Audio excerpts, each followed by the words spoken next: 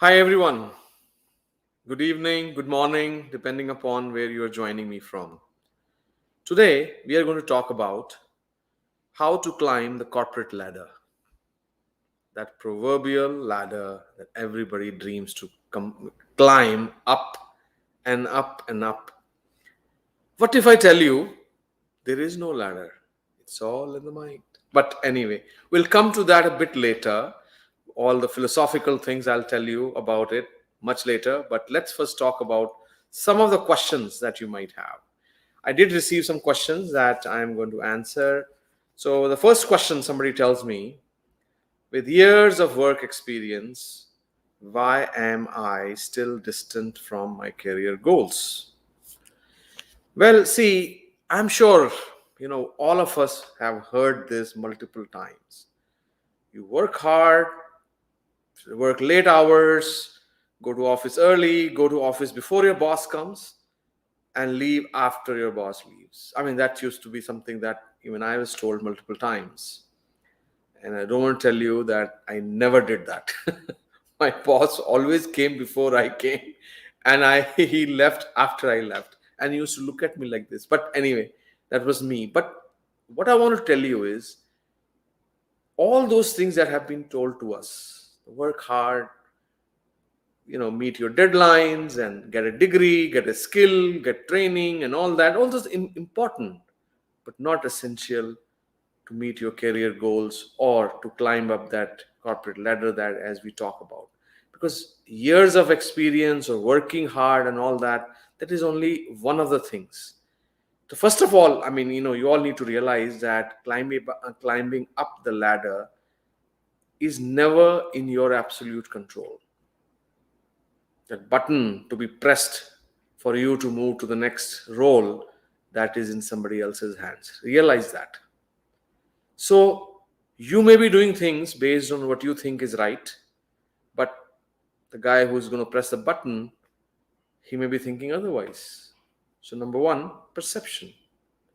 Very, very important. I mean, as you know, I have worked in corporate life myself a number of years, and now I manage a lot of people. Hopefully, some of them are listening to. Number one important thing is that meet the goals or meet the expectations set by your supervisor or his supervisor. I mean, your boss or your boss's boss. That is very essential in that corporate setting, because you think I am working very hard, I am doing this, I am doing that, I did that. I mean, I have people who just keep telling me, give me the list of things that they're doing or they have done in the last 24, 48 or hours, months, years, but that does not matter if you do not meet the expectation. So sometimes people think, oh, I have created a wrong perception. No, it's an expectation mismatch. You're expected to do things certain way, certain things in certain way, and if you're not meeting those expectations, obviously the perception about you is not there or not correct as you think. You have the wrong perception, not them, because they are the ones with their fingers or with their thumb on the button. You don't have absolute control, right? That's very essential to understand. So I think other thing typically why this happens is that, you know people are in their comfort zone. I come late, I come early, go late, work hard, do this, do that. But are you providing value to the company? Now, the guy on the, with his thumb on the button, what he's looking at, are you providing any substantial value to the company? Right?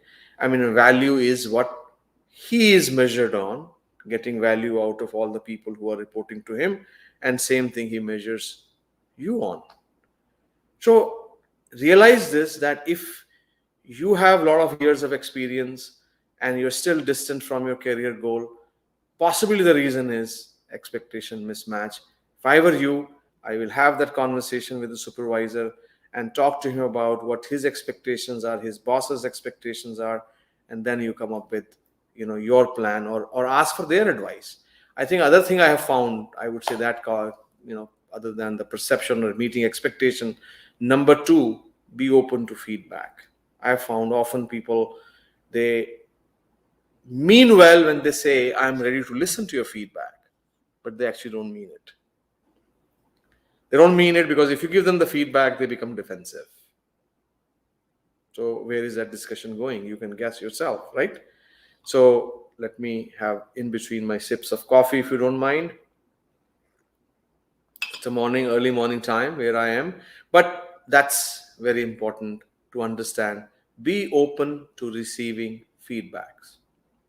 And during that process, feedback process, I'm sure he might tell you that, you don't have this, you don't have that, you have this, you have that, do more of this and less of that. I mean, all that will, I'll not go through, learn new skills, work hard, come late, all that. It's part of the feedback that you may get.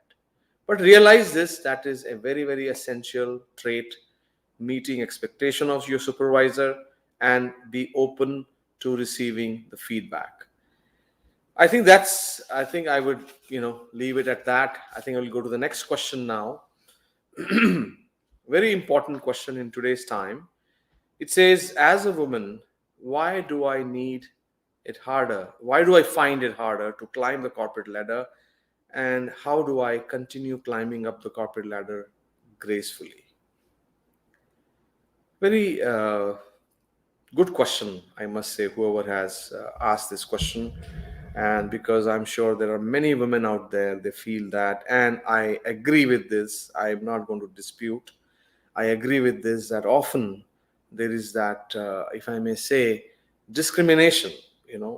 One is that, every woman is expected, in at least in certain cultural setting, is expected to fulfill their family life, family and social obligations, and also the corporate obligations.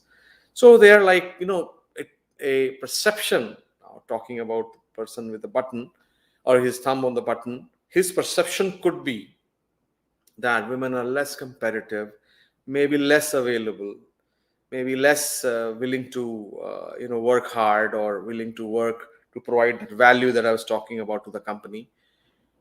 All those are part of perception. But to you, I will suggest, if you can get that out of your mind so that you can act normal. I am not saying these things are not there. Assuming these things are there, how can you deal with those things? Is that you act normal, you act to the best of your abilities, right? And provide that so called value to the company, because that is how one's place is measured within the company. Value. What value do you provide to the organization? And I think that based on the value, you don't have to prove yourself or prove your value by showing some extra things and all that, because I think that's where many people, I would say, fail, if I may say, many women, because they already have made up their mind that I am not going to be perceived as well as my male counterpart, so let me do extra work. I would say that is all BS. You act normal, your make sure that your value to the company is provided as far as your own perception is concerned. And then let's see, use the qualities that you have, the qualities of calmness, qualities of a quiet demeanor, to your advantage. Now, many of you, I am sure, would be watching this from India. The best Indian captain these days. He has been in the news a lot, Dhoni. Even yesterday, or day before yesterday's warm-up match against, I think it was against New Zealand or something. They were talking about England. Sorry, it was against England, and the best player was KL Rahul. I just read the headline. He said, "Dhoni's presence in our dressing room brings that calmness that Dhoni is known for." So imagine if our best competitive sports person, sports captain, I mean, in India, then nothing beats cricket, right? It's the most competitive sports there. If even in that most competitive sports, the person who is worshipped as the best captain is known for his, quiet time. Tell me, I mean, or the calmness that he brings to the dressing room to the other players. Why shouldn't you do that? So I would say, use your quality, your womanhood, as your strength, as the means of proving your value to the company. I tell you from my own personal experience, our VP of HR, She's a woman. And I can tell you, I couldn't have found a better person. I hope she's listening to a better person than her because of the same quality. She brings the calmness. You know, she's dealing with employees who had to go through 18 or 19, 20 months of this COVID situation. Imagine her job. I salute her for everything that she has accomplished in our company, and I hope and I urge all the women to to really learn from this example, from this question, or from answer to this question that I've given. So let's go move on to the next question that we have.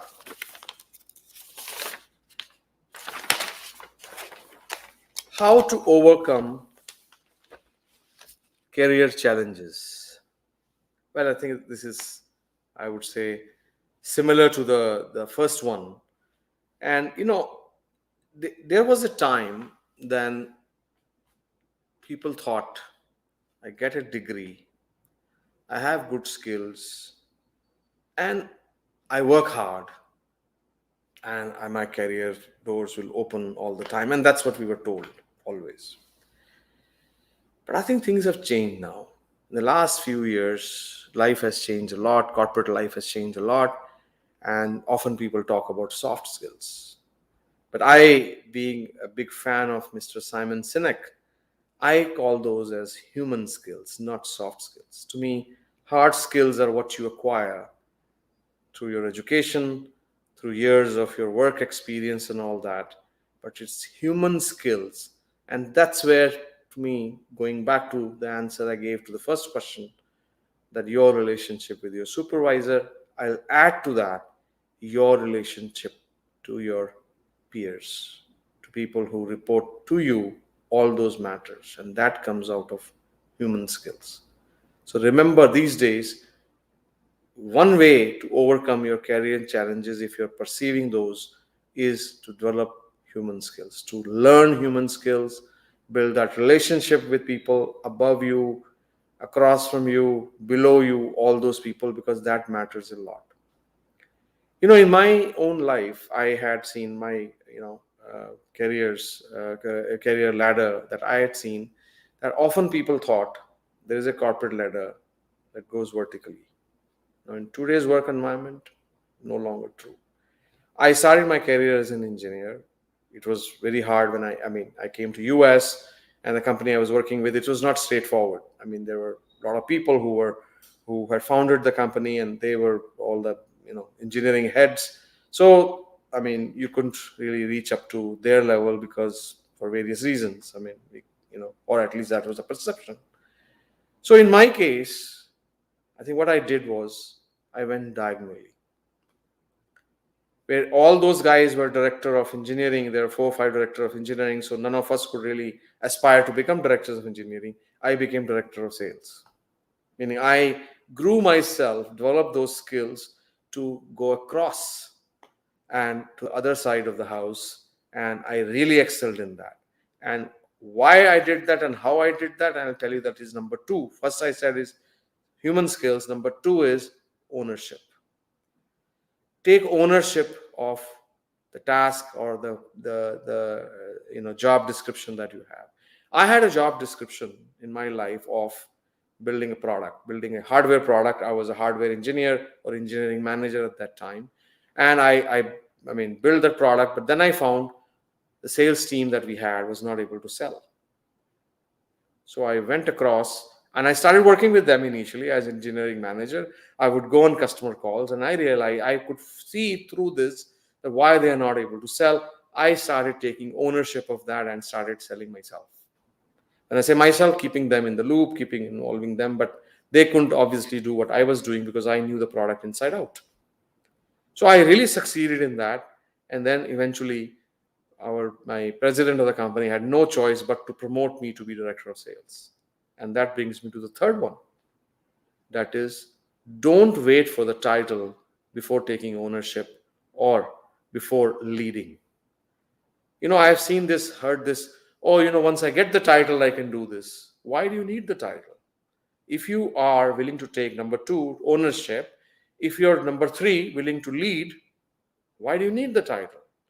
You should be ready to lead before title is given to you, then automatically they'll be forced to give you the title. And I can tell you from my example, not once but multiple times, that they were forced to give me the title because I was doing so well in that position, better than the person who was designated that role.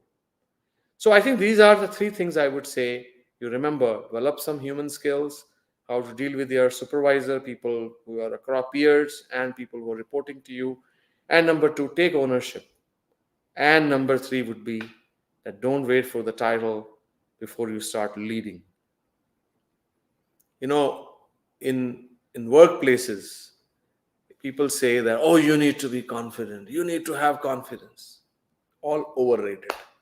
First of all, remove all the things that you read in the books or you search through Google and all that. Confidence is so overrated over business acumen. So I think I'll go on to this when I became director of sales.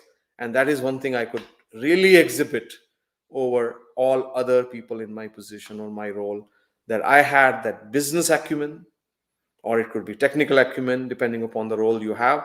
But I had that business acumen over confidence. In fact, I'll be less confident in front of the customer than many of those guys, but I could exhibit more business acumen, whom to sell, whom not to sell. Listen to my other video, when to walk away from the deal, where I've shared some of the examples. When to walk away from the deal, that comes out of business acumen. I understood our business well, and I was able to not only approach the customer, right customer, but also sell the right product in the right way. So I think I'll leave it at that answer to this question. Now let's go to the next one. What is the fastest way to climb the corporate ladder? You know, this is, I think, a lot of these things I have been covering, but having a mentor, I'll add some new things to this, that having a mentor always helps. Another thing I always, funnily say, you have to ask for it also. It had happened once in my life that when I was director of sales, and we used to pitch to a client, and that client was none other than the mighty Intel those days. And we pitched for a number of months. And at the end of it, when we didn't get the business, we did lose the deal. They say, well, you didn't ask for it. So I'll say, number one, have a mentor to advise you on many things that we are talking about, how to deal with those things. And then other is, you have to ask for promotion at times, because that will begin that feedback cycle with your supervisor, that I was referring to earlier about. Because do they know that you're hungry for that role or you want that role? You would have often seen, I have seen it multiple times in my life, same college, same degree, two people come out of the same class. One may be even higher in terms of his marks and all that. But you look at their lives in 10 years. One may be VP of engineering. I'm talking about engineering degree. Other may still be an engineer. Good engineer, but he may not have that hunger in him to reach the management role, or hunger in him to take some risk in his career to achieve that. There is a risk. If you take a leadership or a management role, there are rewards and there is a risk, right? So I think if you are willing to take risks, and that's where your mentor will advise you, asking for promotion, are you willing to take that risk to have that leadership role? I think I will say these are few things that I let me see if there was anything else I wanted to share. And I think that is where realize that whenever a person with his fingers or his thumb on the button is thinking about whom to promote, how to promote, and all, or where to promote, he's thinking about all these things. What at the end, the crux of the matter is, he's going to reward productivity or value over performance, over hard work. He's going to provide value that you bring to the company over hard work. So remember that. And I think if you're valuable, if you have that role, if you think you can create that value, that's the fastest way to climb the corporate ladder. And I think the next one is, I'm pretty much happy with my current job position. Is it still necessary for me to get in the race of climbing up the corporate ladder? And what are the cons for not taking part in this corporate ladder?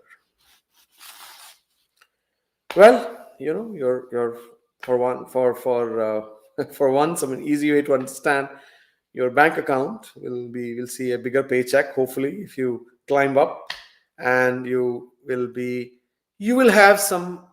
See, we all work for a purpose of earning livelihood. Otherwise, we can be sitting in Himalayas meditating. If there's somebody like me, or like many others that I hang out with, they could be meditating. Now, balancing our life is a is something that even I have learned after, through my meditation of 30 plus years. We need to learn to balance our lives. So since we're balancing our lives, we have to work. Since you're working, so do the best in what you do. If you are doing the best in what you do, then of course, its best is not just in terms of work, but best is also in terms of the value that you're providing to your employer. And if you're providing the best value, you should aspire to go up the corporate ladder. Why not? Why shouldn't you go? I will ask this question. And that's why I was referring to this, asking for promotion. I have seen that also, that unless people ask for it, I wouldn't know that they actually want to aspire for it, they actually want to work towards it. Then you can at least give them some feedback. So it's very essential that, there's a old saying that, if a river, or if a pond, I mean, stagnant water stinks, or something like that. I forgot the actual saying. But if the water is not flowing, it starts stinking. Ponds, other lakes and all, right? They have to be cleaned regularly to remove the stink. Otherwise, there is a river which keeps flowing. The water is fresh, right? So I think I have seen that if we are all working, we have established that to earn our livelihood. So if we focus on our growth within the work environment, it is good for us. It gives us motivated, gives us, aspirational, and gets the best out of us, gives a purpose in our existence in the material life. I can share this with you that I had started my meditation and my career almost at the same time.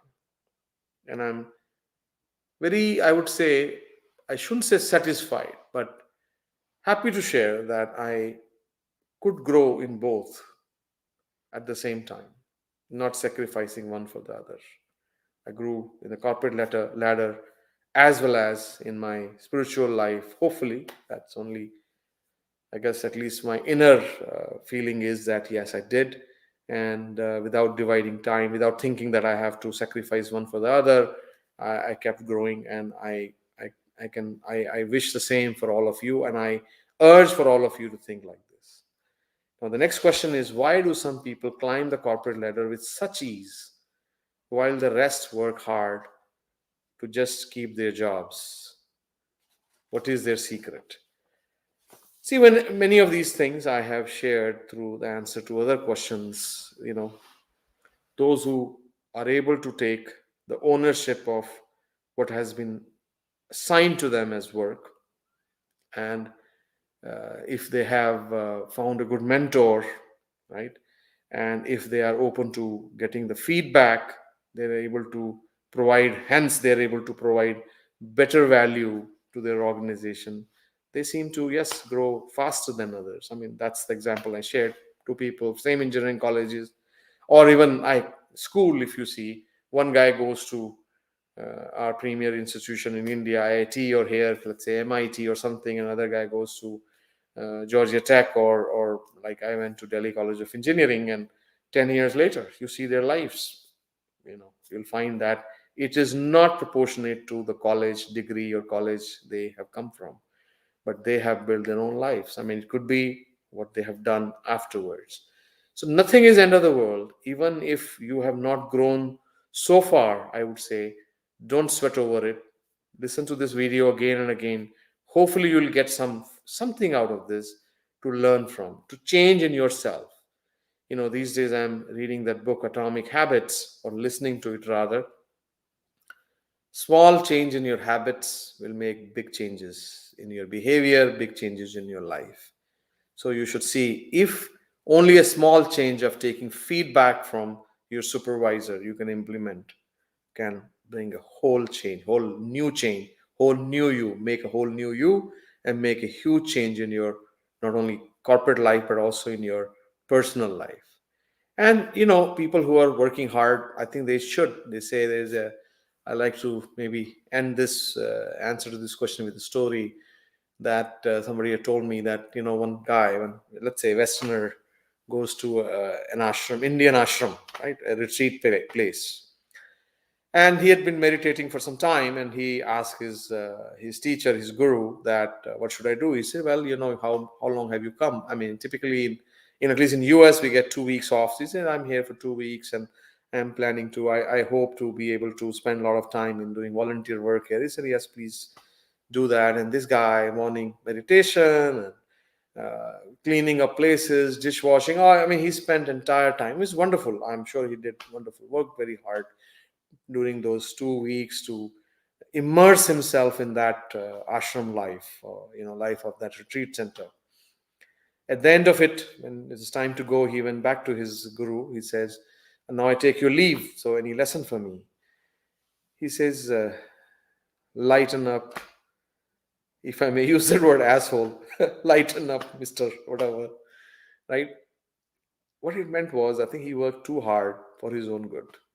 Even in something as dear to your heart as spirituality, you need to have those human skills. You need to have those, especially when we say it's heart, you need to use your heart, not your brain, all the time. I have to work hard, I have to work tight. The confidence. I mean, I had seen those salespeople walking around, oh man, I need to close the deal. Not necessary. At times, remember Mr. Dhoni, Mr. Calm. Just be calm. Now, I had told you in the beginning of this live session that I'll talk about what if this corporate ladder, this myth of corporate ladder, is only in your mind. If you can only take ownership, bring that value, and be open to feedback, you don't need to worry about corporate ladder. Or other ways, start your own business. Listen to some of my talks on how to be an entrepreneur, right? Then you don't need a corporate ladder. So, okay, friends, with this, I'll end today's session. More interesting question.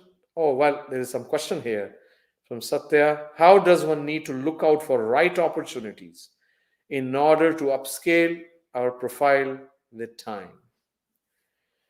Well, there are many job sites. That is one way to look at newer opportunities. But Satya, I would say that all these are again some myths, that you have to upscale your profile. Why do you need to upscale your profile, if I ask you? If you only have the quality of taking ownership of what you're doing and do your job to the fullest, and be ready to take the ownership, be ready to lead before a title is given to you. Remember these two things I mentioned. Why do you need to upscale your skills? I tell you, I went to engineering college. I never learned sales, and I was a better salesperson than many other people in my company.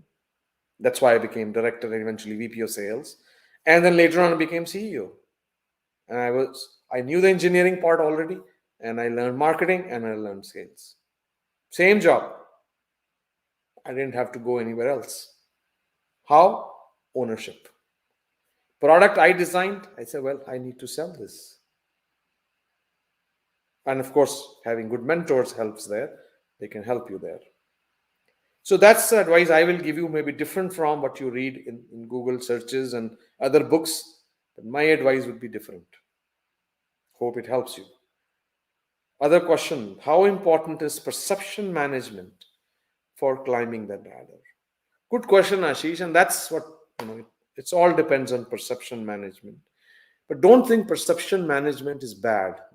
Oh, I am working so hard, and the guy doesn't see that. No, that means you are not listening to what he's telling you. You have a perception problem, not him. Always remember this. Climbing up the ladder, that button is not in your hand. It's not in your control. It is in somebody else's control. So you must ask that person, what does he expect from you? Otherwise, you will be coming up with a wrong presentation. I hope you get what I'm hinting at, right? You should ask him, what is he expecting?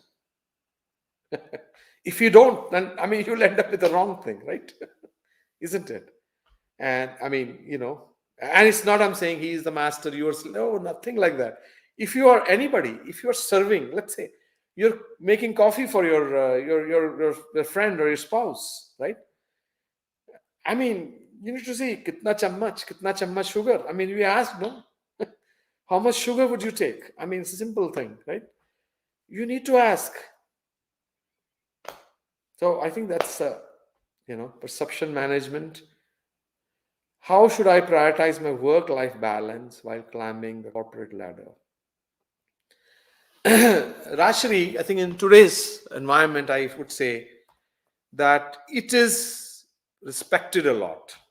The work-life balance is being respected a lot. Only yesterday, I'll share from my, one of our very high, I would say, the person is a very high performance and very valuable person to our company. He told me that he will be taking 2 days or 3 days off, something like that. And I welcome that. And I'm glad he's doing it after so many months of pandemic.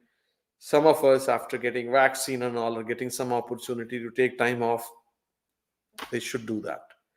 And I think it is up to us. We are uptight about it. We think that, oh, if I take off or if I don't work late at night and this will happen. No. If you work smartly, clearly, thinking clearly, if you know what your boss wants from you, you realize that work is smarter. But if you're thinking, assuming I should do it this way, I should do it that way, obviously you may not meet the expectation. See, all these things are interlinked.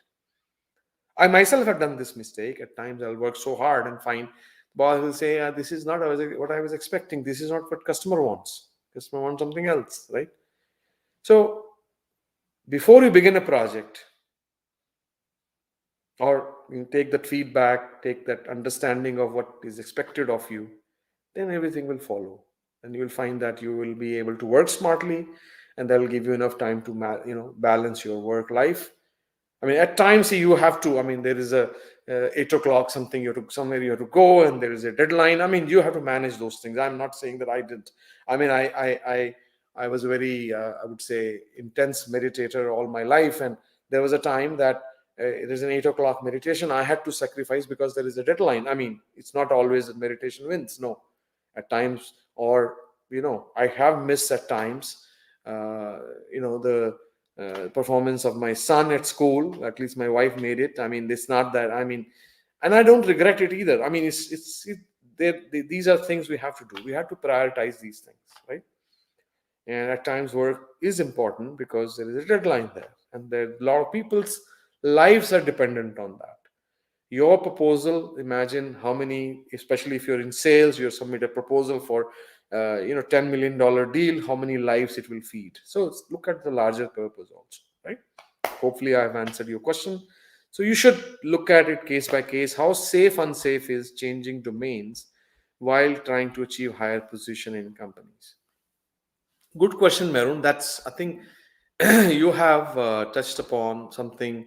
Maybe we can end with this, that, see, there was a time, early part of, I would say, corporate lives, 10, 15 years ago, where the ladder was always vertical. Now I mentioned diagonal ladders. So changing your field, changing your domain is an important part of, your aspiration to grow higher in the company. And of course, for that, you have to show your value in that. Remember, I said, take ownership, show your value, right? And take and take lead, be ready to lead before title is given to you. If you look at all these three things that I mentioned, right, that will help you go diagonally, grow diagonally. I shared the example that I knew in my company when I was had the first job, where I worked for like really the maximum 11 hours, 11 years, sorry, 11 years or 12 years of my life, corporate life. I couldn't have grown to be the head of engineering because there were five people, five founding people, founders who had that role. So I went diagonally, marketing, sales. So I became their peer. The guy who was my boss earlier, I became his peer after a few years. So it is safe, unsafe. That's something, there are risks. That's what I said. Why people at times perhaps may not want to aspire to go up the corporate ladder because they say, I am happy with this job. I can't handle. I mean, if that is what you are, that's what you are. But I would urge, you want higher paycheck, you want higher purpose in life, in corporate life. I mean, every life has a purpose, right? Corporate life has a purpose. If you want a higher purpose there, be aspire, be aspirational, do aspire to rise, do the best version of yourself, as we say, be the best version of yourself in everything you do. So friends, I think with this we'll end it. We'll meet you next time. I think we'll take this. Oh, there's a very nice question. How does one maintain the spiritual peace on an entrepreneurial journey?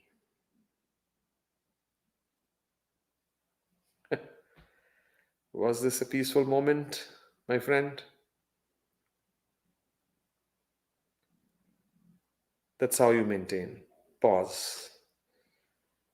In your journey, don't always be hyper about it. Don't always be running hundreds of miles an hour journey. Always learn to take pause. Always learn to stop yourself and focus on your inner self. That's how you will be able to maintain that peace. Okay? All right. We'll see you next week. Thank you.